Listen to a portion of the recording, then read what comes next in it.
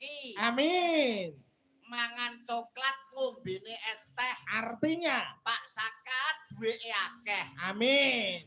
Goreng tempe setengah mateng. Artinya Cak Mantene muga-muga ndang meteng. amin. Wah, Pak Jan luar biasa. Luar biasa estu. Gadah gambel niku mboten kados Pak Sakat. Estu leres Kak. Pak Sakat piyayine hebat. Hebat.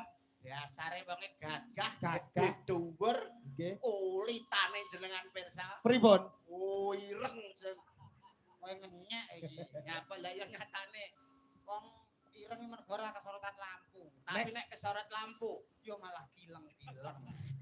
Olehmu nyepelekne iki lho. Pak Sakat hebat Mas Agung. Nggih leres. Piyayine sembodo Sembodo. karya, dasar netepi darmaning sepuh. Leres. Ora wedi anggone ngetokke ragat. Ah, Segala macam tontonan Nggih. ditanggap. leres. Dek wau siang campur sari Darto Laras. Leres. Bengi niki wonten panjenengan Nggih. wayang kulit PGP Budaya bersama dengan Satrio Asis. Hebat luar biasa. Nggih, wah hebat. Turto dasare ngrawuhake Cak Yuda Bagya dan Mas Domol. Ah, mriku Niki senes Mas Domol. lah sinten? Niki Mas Trondol. Iya. Niki ngono jenenge Mas Sepedol. Iki jenenge Mas Mondol. Oh iya bener. Bener. Luar biasa. Turto masyarakat Bulak pripun Cak Yuda? Masyarakat Bulak luar biasa Mas.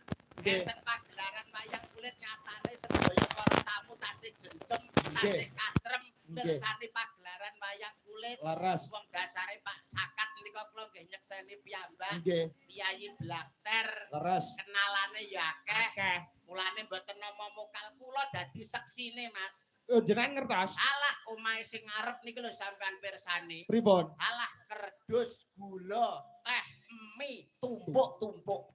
Saking beliaunya niku bermasyarakat. Kancane akeh niku nembe omahe sing ngarep. Nggih. Durung pawone. Pawone pripun Cak Yuda? Pawone gobis, wortel, lombok, tomat, tumpuk-tumpuk. Niku pawone. Pawone. Dereng jedinge. Jedinge pripun? Alah gombal kumbahan iki lho sok. Tumpuk-tumpuk sak. Urung kober. Kober apa ya saking malese kuwi kok. Tapi luar biasa. Kula Nggih. dandan teng ajeng mriku Mas. Nggih, nggene sinten? Dene Mbah Imam nggih Pak nggih. Nggih, ngene Mbak Dene Mbah Imam. Imam sing gadah musolae dasar omah kuno Mas. Omah kuno. Bayo yo lawange diukir. Lho, ukiran es lho, Cak? Cagake tak kira ya diukir to mau. Nggih. Tibake ora diukir Mas. Lah pripun? Dipangan rayap. Bentuke kaya ukiran. Hebat. Hebat. Mirsani dalu punika luar biasa. Nggih. Kula niki nek kalih Kyai Bulak pun Nggih. buat kados sinten-sinten Mas. Lho, estu ta? Apal kabeh. Nggih to? Joneh para tamu sing kepareng rawuh ora kenal. Nggih. Wong pawon iki aku kenal kabeh. Mosok kenal. Alah, aku lho bengi iki sapa ae mesti kenal. Kowe roh tukang ngadange sapa? Sinten? Atik karo Surti.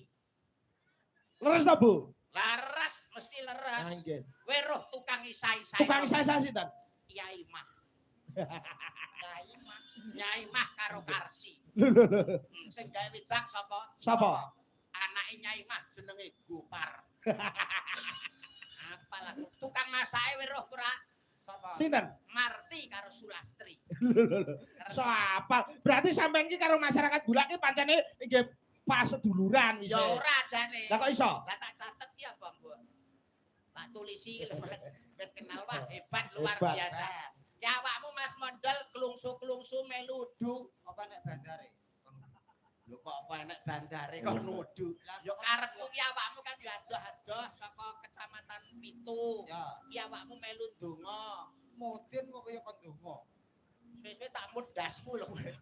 Karepku ki iki kan awake dhewe ning gone daleme Pak Sakat. Apa meneh ngarepe yo enek musala. Nah, Awakmu ndonga kanggo temanten ben mantene ben piye ngono lho.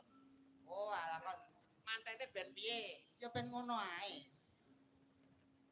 Piye to ki bocah iki lho ya Allah. Lah mantan kon. Oh, piye? Angel jaman. Mantene iki lho ben piye? Ben ngono ae. Ya rumah tanggane ben maju lho dikapakne. Disuruh.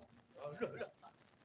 Wah, bro, bosok kowe kok. Jare kon Minimal ki nek ketang klungsu meludu kuwi ndonga. Nek cara aku lho ya ndonga ya. ya.